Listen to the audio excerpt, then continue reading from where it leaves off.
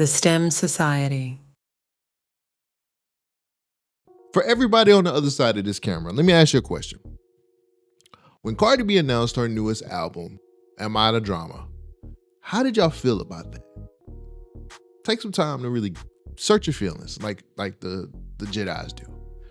Did you get excited when you heard about this album? Or did you feel kind of strange, like it was weird, like something was off? Fans have been waiting on this. People have been waiting and waiting and waiting. Now, she was feeding the streets with a lot of her singles here recently. Throughout those 7 years, we got music, singles here and there. We got a lot of filler between time. She dropped her newest single, Outside, which a lot of people don't feel like that's the official single for the album. I'm one of those people. There's no way Cardi drops a song without visuals. That was the first thing that made me feel like this is weird. We also get this announcement that WOP from 2020 and Up from 2021 are also going to be on that album. And the internet felt the whole way about it. I actually felt the way about it because I wanted completely all new music from Cardi on this album. We've heard WOP, we've heard Up. They were huge hits. They sold plenty of units. They got everything. She got squeezed every drop of juice out of both of those songs. And why should we hear those? Like, why should that be on the album? Well, Cardi defended herself in this clip. My hit records need a home. Sometimes people go to Invasion of Privacy to look for WOP and look for Up. And my fans been telling me, hey, please put WOP and Up on the album. And I'm going to do this for my fans. My fans deserve for me to listen to them. I didn't listen to them when I didn't submit it WOP because I was listening to the haters. I was thinking, like, imagine if I win WOP and people are going to drag me and stuff like that. This time, fuck it. It's our turn. It's Barty Gang's turn. Whatever the fuck they mad about, tell them to go cry about it. WOP has gone 8 times platinum. 8 times in the US. Sold over 22 million units globally. Up 12 million units and charted worldwide. I don't think that 2 songs that sold that great need a home. You've squeezed enough juice out of both of those songs to be okay with that. Now, I personally think that this is a label move. See, the rumor running over the internet is Atlantic doesn't like the album. This feels more like a label move to help move the album to where it needs to be. Now, according to some sources, the album has already hit 1.3 million in pre-orders. It's been an industry practice for a little while now to recycle old hits and help boost the numbers on the sales of your album. And a lot of times the artist doesn't necessarily have say-so in all of that. Now, I don't think Cardi wants to even drop this album right now. I think it's a place where she was trying to continue to take her time, make this album into what it needs to be. And I think Atlantic was like, no, we're not doing that. It's time to move. It's time to put this album out. It's time for you to get off of this not putting out this sophomore album. It all has the signs of being a forced release. This is just my opinion. I'm not saying that this is what's happening. So don't go out and spouting that Cole Jackson said that the label's forcing her. I'm just going off of context clues and the things that are happening with the drop of this album. And I feel like this is a forced release. The date doesn't even make sense. September, Cardi B is one of the biggest artists in hip hop. And she's dropping in September. That don't even sound right.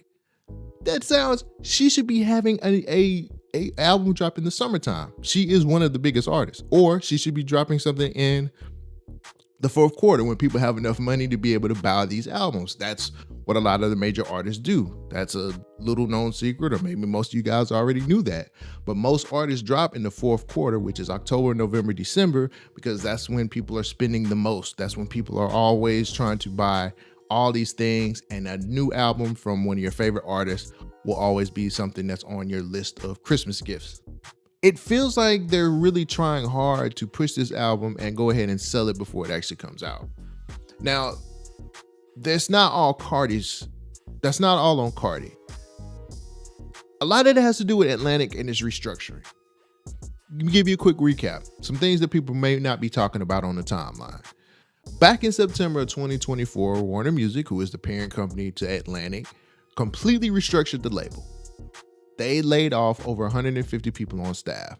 That was A&Rs, those were people in marketing, that was a lot of artist support. When labels do a major restructure, artists lose leverage. Right now, the CEO of that company is Elliot Grange. Now, I don't have to tell you the type of power that Elliot Grange has. You can go ahead and look that up on the internet for yourself. But Atlantic has completely restructured themselves, and they're taking a different approach when it comes to putting music out or how artists are going to be maintained. It's all over the music business news sites. If you go read it, you can see for yourself that they're taking a different angle. And I think that's going to have a lot to do with if this Cardi B album is going to be good or not. And again, I'm not taking away from Cardi's skill. I think she can most definitely rap. She has proven herself time and time again. It really feels strange that 2 old songs are going on this album to help push this album. Now, either she turned in some stuff that just didn't sound good, or they really want to hurry up and get this so they can get a return on their investment. Who knows? And that might not be how the game works. I think this album is going to be a bad album. No ifs, ands, or buts about it. I think the single Outside is decent, but it's not up to par with what Cardi usually puts out. And her not dropping visuals with that single tells me a lot. I look at this whole situation as somebody who finally got forced to put out an album that they really didn't feel like putting out again this year, and they wanted to wait a little bit longer. And that's just opinion, that's not fact. That's just me going off of what I see on social media or how this whole rollout feels very strange or odd. But when I think about all of this, it really comes down to 3 different things.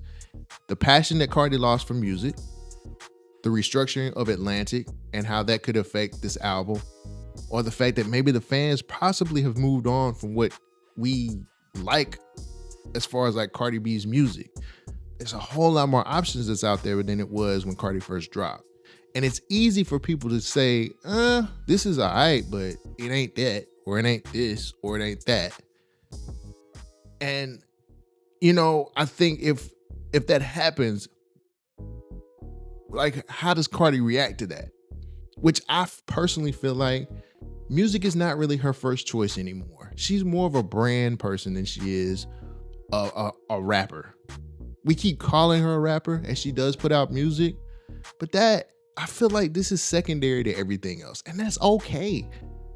That's okay. But living that truth also, living the fact that you're no longer a person who really enjoys rapping. You enjoy the brand deals, making money outside of music, and just live that life now. I think this is more pressure than it is passion at this point.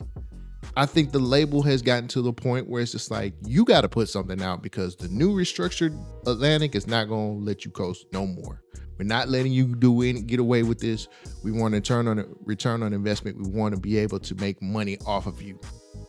I could be wrong. This is a podcast / YouTube show. I'm wrong all the time. But tell me what you think. Are you anticipating Cardi's new album? Do you think the label is completely messing this whole rollout up? Do you think that Cardi still has passion for music anymore? There's a conversation to be had, and it's in the comments. Let me know down below.